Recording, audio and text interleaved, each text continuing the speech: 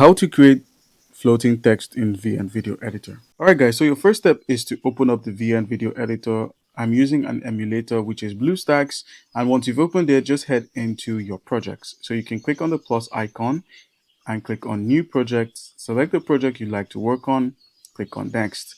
Now once you've opened up this project, just go into the editor itself, and then where we have the text, there is a plus here. Click on it and then select text. So you'll be shown the different kind of text you can add, from headings, subheadings, bodies of text, to the defaults and some other type of text you can add, such as animated text and more. So we can just simply find something we want to use for our video. So let's say I want to go with this here, or any of the other text. So let's go with this. And all you need to do now is simply edit the text. So you can click on the edit option to edit the information being displayed within the text by changing it up. So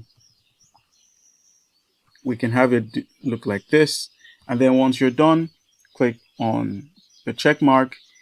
And now it has its own custom animation. But in order to turn it into a floating text, all you need to do is just simply click on keyframe here, and then scroll, and then select the text, move it a little bit down, and then drag the track once more. You can lengthen the text as much as you want. And then once you've done that, you could simply move the text around again and keep dragging the timeline until you are able to form a full movement across the width of the timeline.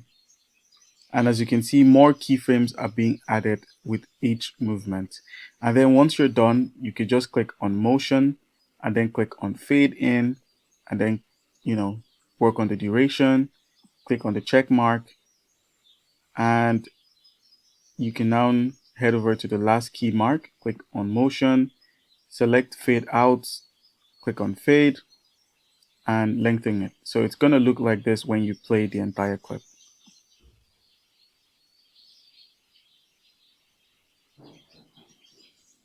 All right, so that's how you can get it done. And then once you're done, just go ahead and click on the export option, and that's it.